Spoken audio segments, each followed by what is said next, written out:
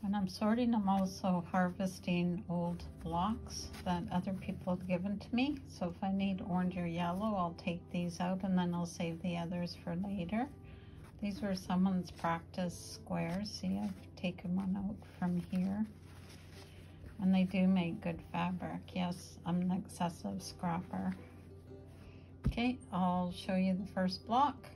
I'll be back in a minute.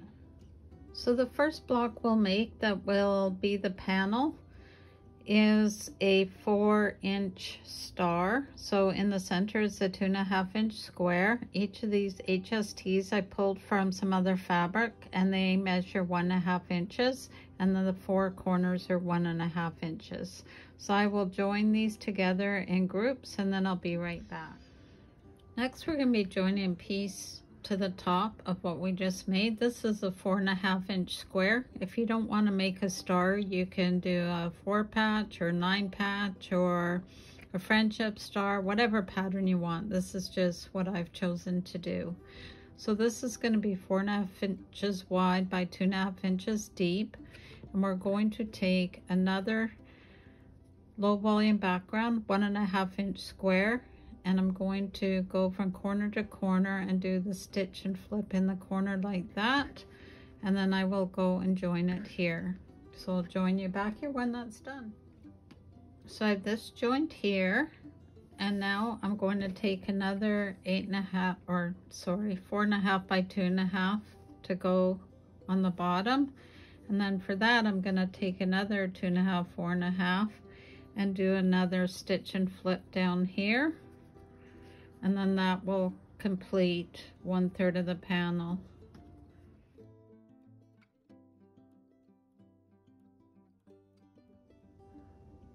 To this I'm going to add, we're making a center column. So this is going to be 2.5 inches deep by 3.5 inches wide. This long strip is going to be 3.5 inches wide by 8.5 inches deep. If you wanted to change this up, you could always do it the other way around. I'm just trying to keep the dark colors on the bottom just to mirror more of a shadow of the fruit. So that is how I'm figuring out my colors. So after this, we'll have one more column and then we'll have the top stem to do.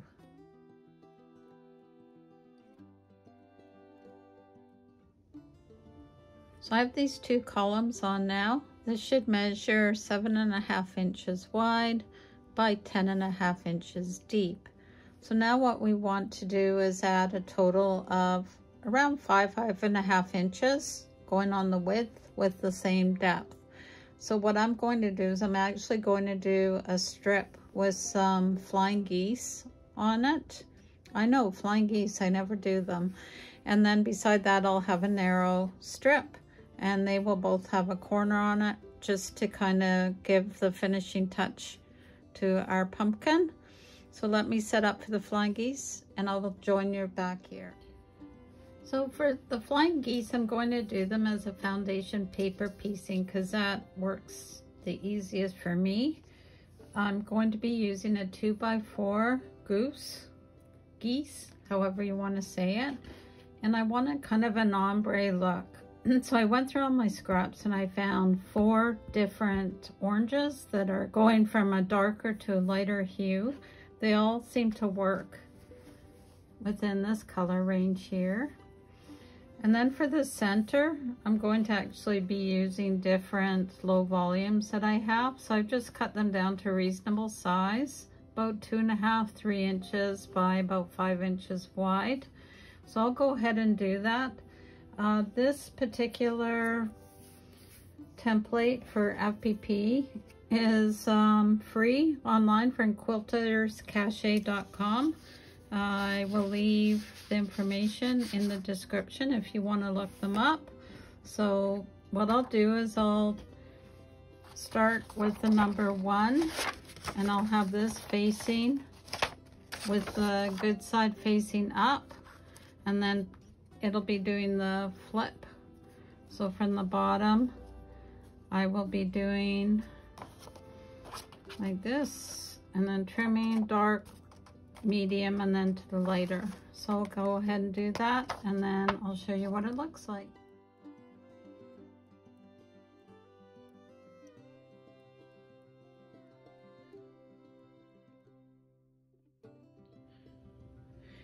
The column of geese are now sewn together. I just need to trim them up, which I will do at the 1/4 inch measurement there. And then once these line up, we're about 1.5 inches short from the top of the pumpkin edge. So I found this other orange that I'm going to add just as a solid strip here. So I will trim this up, sew that on, join it here, and then I'll be right back. Just showing you that with the flying geese, because I did do this as a foundation paper piece, I do need to remove all the paper before adding another panel to the top. So I will do that and be right back. Okay, if you notice, I added the stitch and flip corners here, so that'll give it more of a roundish shape that a pumpkin is. And now we're going to do the stem and leaves that go up here. So to begin with, we're going to create one block that's going to have 2 stems, which will have a 1 inch stitch and flip in the corner. These leaves are each measuring 3.5 inches wide by 2 inches deep. So there's one here and here. Then there's going to be a background above it, which is 1.5 inches high by 3.5 wide. And then we have a stem, which is about 1.5 inches wide by 2.5 inches high. If you notice on this one, I took advantage of an offcut from a half square triangle, and I decided to use this to give a leaf a different definition. So don't be afraid to try different blocks that you already have prepared that maybe aren't your best friend right now. You can repurpose them and use them to give definition in a new style. So I'm going to go ahead and sew this together, and then I'll be right back. So now to finish this off, we need to add some background to either side. So I have these at 2.5 inches high by 2 inches wide. So also 1/4 inch on either side, and then I'll join it to the top, and then I'll show you the final reveal. And apparently I can't add properly without using a calculator, so these are both short on the side. So I have a choice here. I can either add on a skinny little piece of fabric. I could offset the stem, which in nature that's what happens. But I'm actually going to rip these out and replace them with 2.5 inch squares. So that happens, so let me take care of that, and I will see you back here. Okay, so here is the pumpkin. It's all done. Pumpkin is a fruit, by the way, and I've also done this as an apple, so I all in reds, and I've done them in a purple so that they look more like a plum. I'll just show this to you. This is a bag I made them into. So these are smaller versions. It's just the same idea with the stitch and flip to make kind of a plum, another type of plum. Again, using a different kind of block in the center. And then for the red apple, it looks like this. It's the same sort of idea. I've made this into a bag that I carry my quilting things in, so that's why it's all kind of bunched up. So I decided to do it as an orange theme for fall and Halloween. I found these neat little buttons on Amazon, so you can sew one of those here.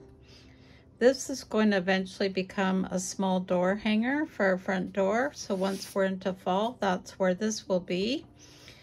For the flying geese, I will put in the show notes where I was able to find the foundation paper piecing. There's also other sizes that you can use, ones that are smaller, so you could always put them in the center.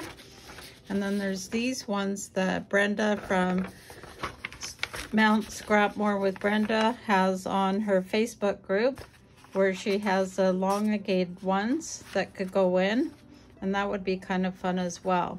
So it's all about using your imagination to mix things up a little bit. I will put the measurements for this in the show notes, and if you need a hard copy of the pattern, please send me an email and I will put something together for you. So until next time, sew safely and sew with Debee.